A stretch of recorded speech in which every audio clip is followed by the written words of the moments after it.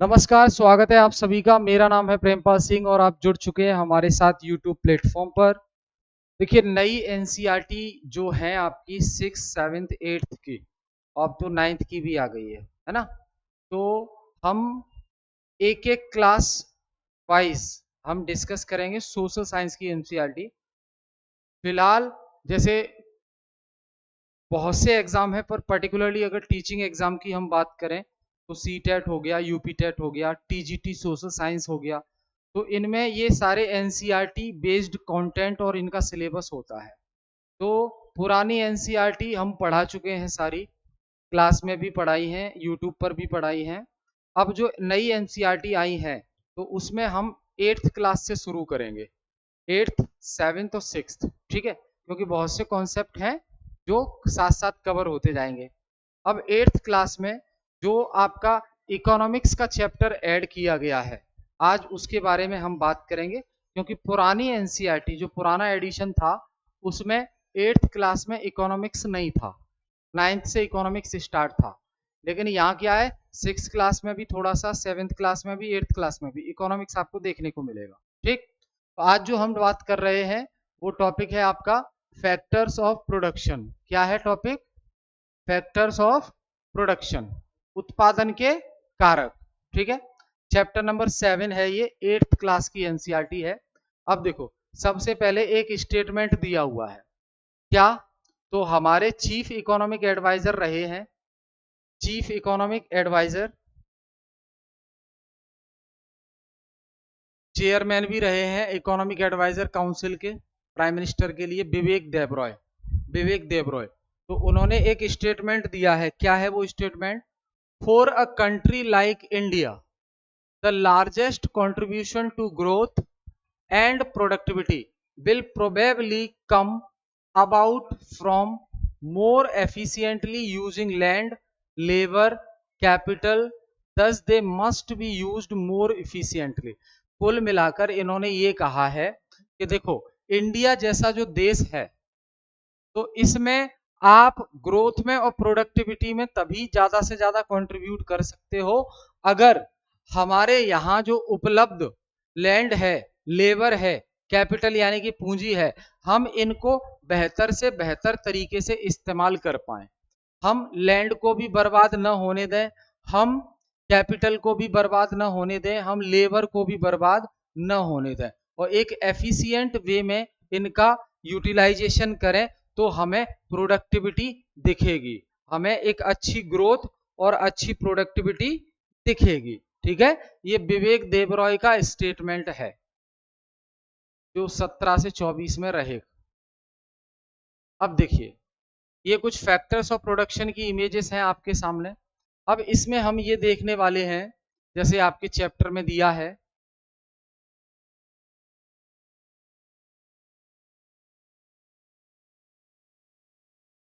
कुछ क्वेश्चंस के आंसर हमें यहाँ देखेंगे। इस चैप्टर को पढ़ते समय हमें इन क्वेश्चंस के आंसर पता लगेंगे। जैसे what are the factors of production, उत्पादन के कारक क्या क्या हैं, और दूसरा how are these factors interconnected to each other, और ये जो फैक्टर हैं लैंड, लेबर, कैपिटल, ये आपस में एक दूसरे से इंटरकनेक्टेड कैसे हैं। फिर what is the role of human capital in production and what are its facilitators, human capital का क्या रोल है प्रोडक्शन में, मानव पूंजी का उत्पादन में क्या भूमिका है, और कौन से फैसिलिटेटर्स हैं, जैसे कि एजुकेशन देना ह्यूमन बीइंग को, ट्रेनिंग देना, स्किल सिखाना, हेल्थ का ध्यान रखना। तो ये फैसिलिटेटर्स हैं जिससे एक ह्यूमन बीइंग ह्यूमन कैपिटल बन सकता है, मानव पूंजी बन सकता है और देश के काम आ सकता है। ठीक है, ये देखिए, अलग अलग क्षेत्रों में हम देखते हैं अलग अलग लोग अलग अलग फील्ड में अलग अलग काम करते हुए नजर हमें आते हैं। ठीक है, तो कोई फ्रूट्स का काम कर रहा है, कोई पेपर का काम कर रहा है, कोई दर्जी का काम कर रहा है ना, कोई इलेक्ट्रीशियन का काम कर रहा है। तो ये इकोनॉमिक टास्क है। क्या है ये इकोनॉमिक टास्क है। जैसे हम बात करें ह्यूमन के द्वारा की गई एक्टिविटी, तो एक तो होती है इकोनॉमिक एक्टिविटी। अब इकोनॉमिक एक्टिविटी क्या होती है? ऐसा काम जिसे करने से आप पैसा अर्न करो, है ना, इकोनॉमिकली आपको बेनिफिट हो, इकोनॉमिकली बेनिफिट हो, तो उन्हें हम इकोनॉमिक एक्टिविटी कहते हैं। ठीक। अब यहां पे देखो, चैप्टर में पहले ही दिया है आपके में, क्या दिया है? देखो चैप्टर में दिया है आपके में, have you ever wondered how your cloth, shoes, school bags, furniture, phone, computer etcetera are made? क्या आपको ये सुन, आपको पता है या आपको सुनकर ऐसा आशय लगा कि आपके कपड़े, जूते जो आप इस्तेमाल करते हो, स्कूल का बैग, फर्नीचर, फोन, कंप्यूटर कैसे बने होंगे? नहीं पता। Every product around you goes through a production process. आपके आसपास जितना भी सामान है वो बनकर आया है, वो उसके पीछे कोई ना कोई उत्पादन प्रक्रिया फॉलो हुई है, जिस प्रोडक्शन प्रोसेस को पूरा करके वो प्रोडक्ट बनकर तैयार होके आपके सामने आया है, आप उसको इस्तेमाल कर पा रहे हो। Production process before it finally reach to you. This production process involves using resources or inputs required to produce the final product. अब इस प्रोसेस में होता क्या है, हम बहुत सारा कच्चा माल, रॉ मटेरियल इस्तेमाल करते हैं कोई फाइनल प्रोडक्ट बनाने के लिए। फॉर एग्जांपल, अगर जूता बनाना है, शूज बनाना है, तो हमें लेदर चाहिए, लेदर लाना पड़ेगा, तो रॉ मटेरियल के तौर पे हमें लेदर की आवश्यकता पड़ेगी। ठीक है, तो ये ध्यान रखना है। तो जो फाइनल प्रोडक्ट बनता है, जो अंतिम उत्पाद बनता है, आपके सामने पहुंचता है, उसे बनाने के लिए बहुत सारे संसाधनों की और इनपुट की आवश्यकता होती है, जिसका इस्तेमाल करके हम क्या करते हैं, जिसका इस्तेमाल करके हम उस प्रोडक्ट को फाइनली बनाते हैं। ठीक है, द रिसोर्सेज और inputs used in producing goods and services are hence called factors of production. अब कोई भी सामान बनाने में, कोई भी सर्विस देने में जिन जिन संसाधनों का इस्तेमाल होता है, उन्हें ही हम उत्पादन के कारक कहते हैं। तो चैप्टर आपका इसी के बारे में है कि फैक्टर्स ऑफ प्रोडक्शन। तो फैक्टर्स ऑफ प्रोडक्शन की डेफिनेशन क्या है? कोई भी प्रोडक्ट बनाने में, कोई भी सर्विस बनाने में जिन जिन रिसोर्सेस का इस्तेमाल होता है, जिन जिन संसाधनों का इस्तेमाल होता है, उनको उन जो जिन जिन संसाधनों का इस्तेमाल होता है, उन संसाधनों को ही हम क्या कहते हैं? उन संसाधनों को ही हम कहते हैं क्या? Factors of production. ठीक है, याद रखेंगे। अब आगे बताया है यहां पे, जैसे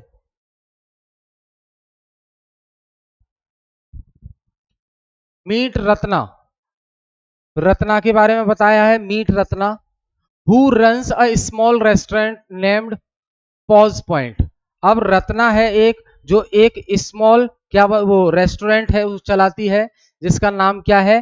पॉज पॉइंट। ठीक है, on the city outskirt, popular among highway travellers. Highway पे जितने ट्रेवलर्स हैं उनके बीच में ये पॉपुलर है। For its tasty high quality food. अब पॉज पॉइंट नाम का जो रेस्टोरेंट है, वो बहुत ही टेस्टी और हाई क्वालिटी फूड देता है, उसकी वजह से ये बड़ा फेमस है लोगों में, जो हाईवे पे ट्रेवलर्स आते हैं उनके बीच में ये फेमस है। ठीक है, अब pause point is growing with a team of 7 people who assist Ratna in managing the business. अब ये जो पॉज पॉइंट नाम का रेस्टोरेंट है, इस मालिक तो रत्ना हो गए, लेकिन रत्ना की मदद करने वाले कितने लोग हैं? 7 लोग हैं total. When she started 5 years ago, she had to choose a location, organize money for rent and equipment, hire staff, buy ingredients and plan how to make her dream success. जब 5 साल पहले उसने स्टार्ट किया था, जब 5 साल पहले उसने स्टार्ट किया था ये रेस्टोरेंट, तब उसको कौन कौन सी चीज़ों के बारे में सोचना पड़ा कि उसको she had to choose a location. उसको ये सोचना पड़ा कि मैं जो रेस्टोरेंट बनाऊं वो कौन सी लोकेशन पर होना चाहिए, कौन सी लोकेशन पर होना चाहिए, और उसके लिए जो जगह चाहिए उसका रेंट कैसे ऑर्गेनाइज होगा, जो जो इक्विपमेंट्स इस्तेमाल होंगे वो कैसे अरेंज होंगे, स्टाफ की जरूरत पड़ेगी, जैसे 7 लोग काम कर रहे हैं, स्टाफ की जरूरत पड़ेगी, और खाना बनाने के लिए जो इंग्रेडिएंट्स चाहिए उनकी भी जरूरत पड़ेगी। तो ये सब प्लान करना था उसको, जिससे वो अपने जो उसने सपना देखा था उसको वो पूरा कर पाए। ठीक है, ये एक बताया है। तो ये सब क्या हो गए, फैक्टर्स ऑफ प्रोडक्शन हो गए। जिन जिन संसाधनों की आवश्यकता रत्ना को है उन्हें हम क्या कहेंगे, फैक्टर्स ऑफ प्रोडक्शन। ठीक है, अब यहां पे देखो, बिजनेस, बिजनेस क्या है, a firm, a shop, a factory etcetera which produces और सेल्स गुड्स और प्रोवाइड्स अ सर्विस। बिजनेस है क्या, बिजनेस एक फर्म भी हो सकती है, बिजनेस शॉप भी हो सकती है, फैक्ट्री भी है, जो क्या करती है, कुछ प्रोड्यूस करती है, उत्पादन करती है, या सामान को बेचती है, या सर्विस देती है। ठीक, ध्यान देंगे।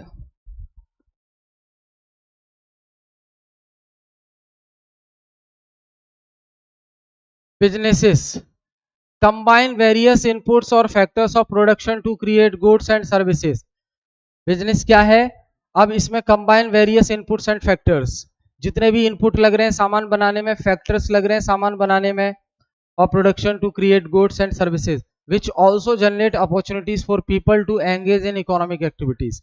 और इसकी वजह से लोगों को ये अवसर भी मिलता है कि वो आर्थिक क्रियाओं में पार्टिसिपेट करें, इकोनॉमिक एक्टिविटी में पार्टिसिपेट करें। ठीक है, ध्यान रखेंगे। आगे बात करें हम,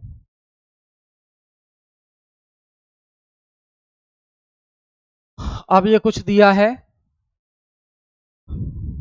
जैसे टाइप्स ऑफ शॉप्स, तो ग्रोसरी शॉप्स भी हो सकती है। नंबर इन द लोकेलिटी 13 है। गुड प्रोड्यूस्ड और सर्विस प्रोवाइडेड, तो ये क्या क्या देते हैं, फूड ग्रेन्स देते हैं, मिल्क देते हैं, ब्रेड देते हैं। टाइप्स ऑफ इनपुट रिक्वायर्ड, तो पैकेज्ड गुड्स चाहिए, पेरिसेबल स्टोरेज स्पेस होनी चाहिए, है ना, तो ये इनपुट की रिक्वायर्ड है। अगर रेस्टोरेंट या फूड स्टॉल लगानी है आपको, तो नंबर इन द लोकेलिटी 8 लगानी है। तो कुक्ड मील, पका हुआ खाना, स्नैक्स होने चाहिए, बीवरेजेस होने चाहिए। इनपुट में क्या लगेगा आपको, raw ingredients like vegetables and fruits, gas, utensil, cook, helper. तो ये सब क्या है, इनपुट्स हैं। इन्हीं को हम फैक्टर्स ऑफ प्रोडक्शन कहते हैं, क्योंकि कोई भी काम आप करने जाएंगे तो आपको इनपुट्स की जरूरत पड़ेगी, संसाधनों की जरूरत पड़ेगी। ठीक है, अब यहां देखो आप,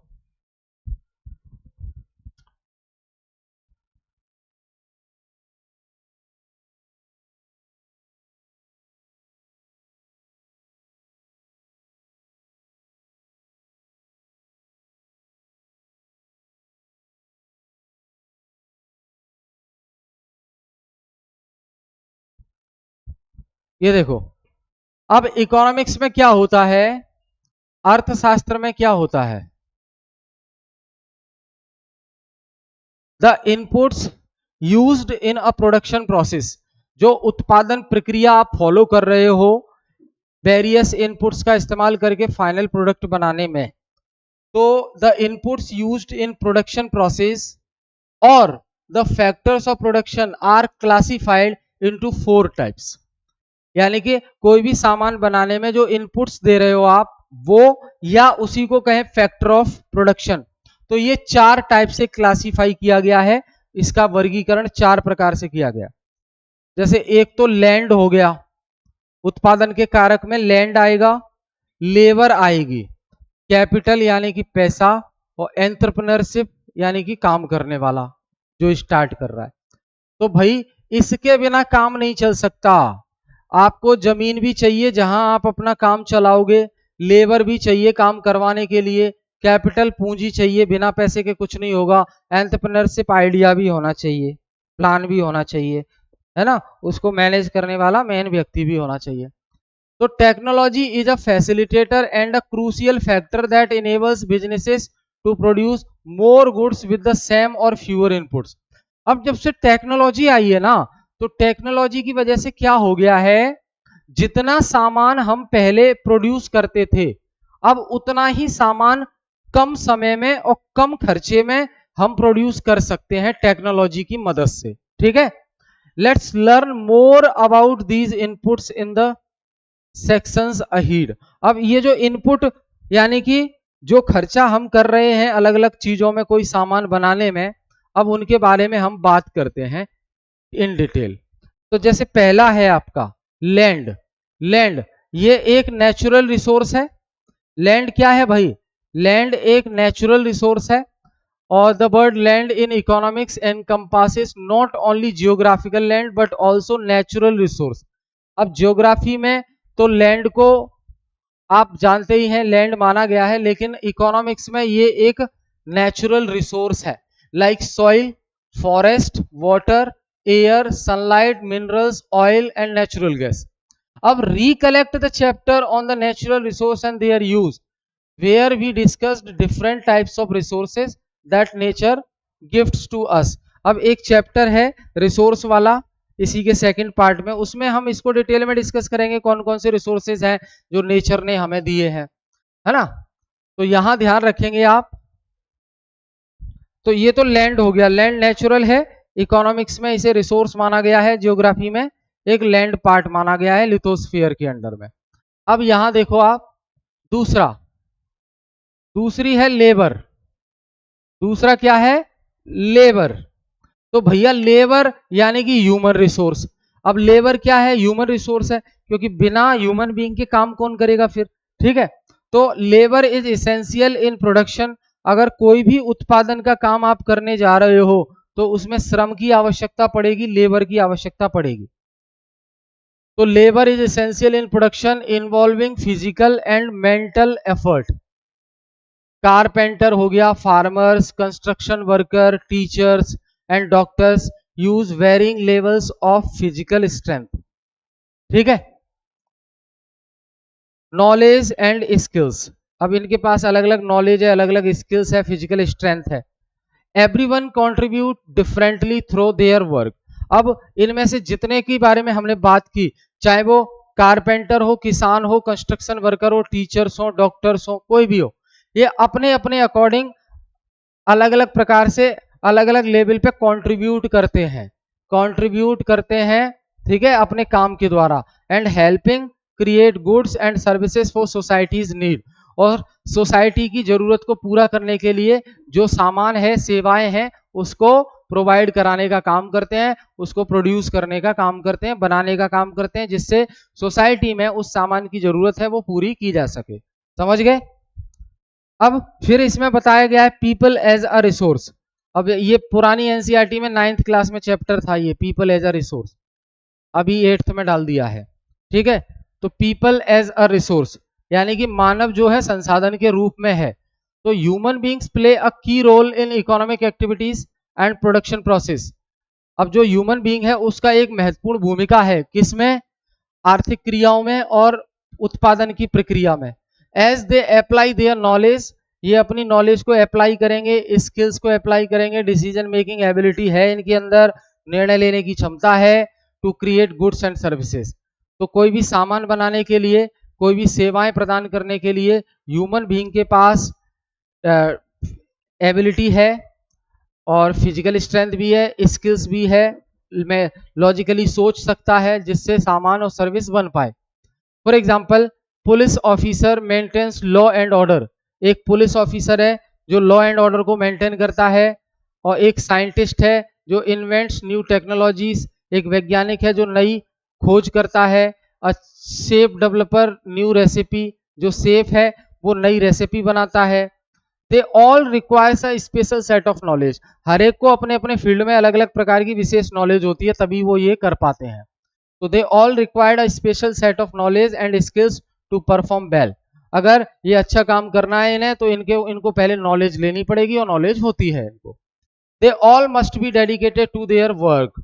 ये सभी अपने काम के प्रति समर्पित रहते हैं और अच्छे से अपना काम करते हैं, क्योंकि उसी में उन्होंने ट्रेनिंग ली है, उसी में उन्होंने नॉलेज हासिल की है।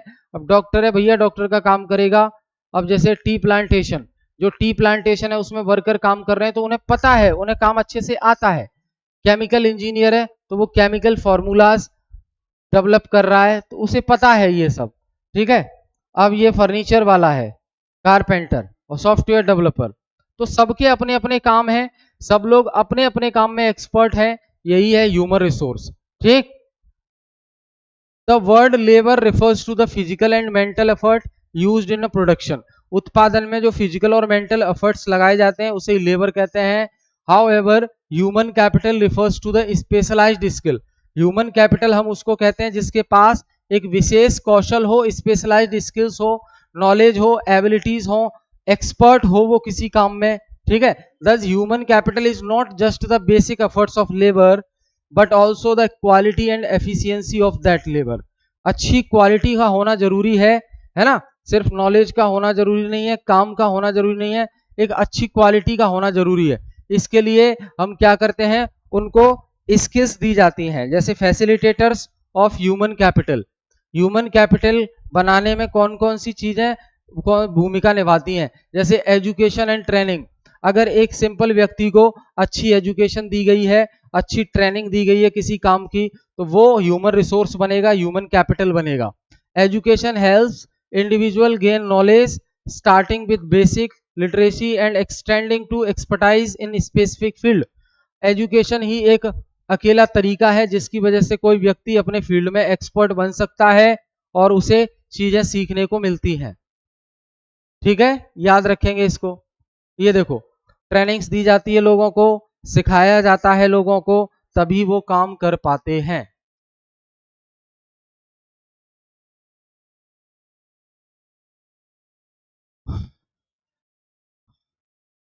Learn in school enriches your knowledge. School में अगर सीखोगे तो वो आपकी नॉलेज को बढ़ावा मिलता है उससे। And prepares you to solve real world problems. जब सीखोगे तभी आप रियल वर्ल्ड में प्रॉब्लम्स को सॉल्व कर पाओगे। For example, a civil engineer student learns principles of design and material. Civil engineering का जो स्टूडेंट है वो स्कूल कॉलेज में क्या सीखता है, जो principles of design and material, design और मटेरियल के प्रिंसिपल सिद्धांत सीखता है, which are applied to building infrastructure. फिर उन्हीं स्किल्स को वो तब अप्लाई करता है जब वो बिल्डिंग इंफ्रास्ट्रक्चर तैयार कर रहा होता है, जैसे कि रोड, ब्रिजेस, है ना। The challenges lies in the creating durable, cost efficient and eco friendly solution. Challenges यहाँ पे क्या है कि इको फ्रेंडली सॉल्यूशन होना चाहिए। ऐसा नहीं है आपने समाधान निकाल दिया लेकिन उस समाधान से पर्यावरण को नुकसान बहुत हो रहा है, ये भी चीजें ध्यान रखनी है। This is achieved through training. अब एक परफेक्टली काम वही बंदा कर सकता है जिसने अच्छी से ट्रेनिंग ली हो, तो ट्रेनिंग की जरूरत है। Such as observing construction site, testing material, understanding safety procedure. Safety procedure है, ये ऐसा तो नहीं है काम करना शुरू कर दिए और बिल्डिंग जो बन रही है बिल्डिंग वो कोलैप्स हो गई और डेथ हो गई, तो सेफ्टी प्रोसीजर भी आपको ध्यान रखने हैं बचाव के लिए। And hands on application. With education and training individuals are prepare to excel in their career. अगर एजुकेशन और ट्रेनिंग किसी को बहुत अच्छी मिली है तो वो अपने करियर में बहुत आगे जा सकता है। ऐसे ही हेल्थ केयर है, अगर किसी का स्वास्थ्य बहुत अच्छा रहता है तभी तो वो काम कर पाएगा, तभी तो वो ह्यूमन कैपिटल बन पाएगा, नहीं तो लाइबिलिटी बन के रह जाएगा वो। समझ रहे हैं आप, ठीक है। अब आपके लिए है, think about how do infrastructure and healthcare system like hospital, primary healthcare center, doctors, pharmacies, diagnostic labs contribute to developing human capital। human capital मानव पूंजी के विकास में ये किस प्रकार भूमिका निभाते हैं, जैसे कि हॉस्पिटल हो गया, प्राइमरी हेल्थ केयर सेंटर हो गए, डॉक्टर हो गए, फार्मेसी हो गई, डायग्नोस्टिक लैब हो गई, किस तरह हेल्प करते हैं मानव के विकास में। बिल्कुल है भैया, सिंपल है। मानव स्वस्थ होगा तब ना वो काम कर पाएगा, तो ये मानव को स्वस्थ रखने में मदद करती हैं। सोशल एंड कल्चरल इन्फ्लुएंस भी होता है व्यक्ति के ऊपर। A culture of hard work, continuous improvement and endeavouring to do things well has helped countries to move forward. तो जो हार्डवर्क का कल्चर है, कॉन्टिन्यूस इंप्रूवमेंट का कल्चर है, ये भी कंट्री को आगे ले जाता है। There is a Japanese concept called kaizen. Japanese एक कॉन्सेप्ट है kaizen, which means continuous improvement. Kaizen का मतलब है लगातार इंप्रूवमेंट होना चाहिए। This concept has been applied in Japan since the mid 1940। Mid 1940 mid 1940 से ही ये कॉन्सेप्ट अप्लाई किया जा रहा है, ठीक है, ध्यान रखें। क्लियर है, continuous improvement। Another example could be that of the German work ethic, which is deeply rooted in their history। Germany is renowned for its high quality industrial output। high quality industrial output के लिए Germany जाना जाता है। They place a high value on punctuality, attention to detail and quality। These qualities of their human capital contribute to their rise as a global leader in technology and manufacturing. बस इसी punctuality के साथ आज क्या है, ये जो देश है वो टेक्नोलॉजी के मामले में एक ग्लोबल लीडर बन चुका है। ठीक है,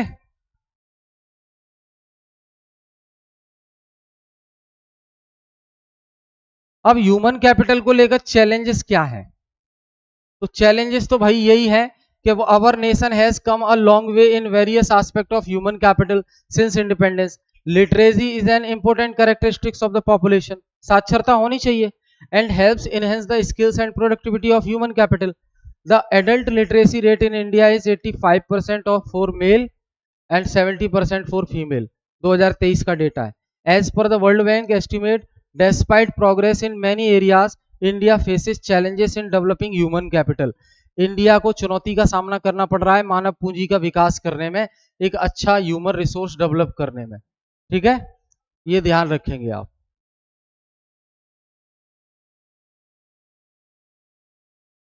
अब जो इकोनॉमिक सर्वे आया था 2024 वाला, तो 65% of people in India are below the age of 35 years. This means that India has a young productive population which may help the country reap the benefit of demographic dividend. इसे demographic dividend कहेंगे क्योंकि young लोग सबसे ज्यादा है भारत में, according to economic survey 2024, which may help the country reap the benefits of demographic dividend. The demographic dividends का मतलब क्या है? A benefit a country gets when it has a large number of young working population. When more people are working and earning and fewer people dependent on them, the country can grow businesses and improve living conditions. जब कमाने वाले बहुत ज्यादा होंगे और उन पर dependent निर्भर लोग कम होंगे तो कंट्री अपने आप ग्रो करेगी। ठीक है, to take advantages of this potential, अगर हमें इस क्षमता का फायदा लेना है तो individuals must have access to quality education. हर किसी को क्वालिटी एजुकेशन लेनी चाहिए, ट्रेनिंग लेनी चाहिए, स्किल लेनी चाहिए, which would contribute to the nation's progress. You will learn more about this in the year ahead in the chapter on demographics. आगे इसके बारे में बताया गया है। ठीक,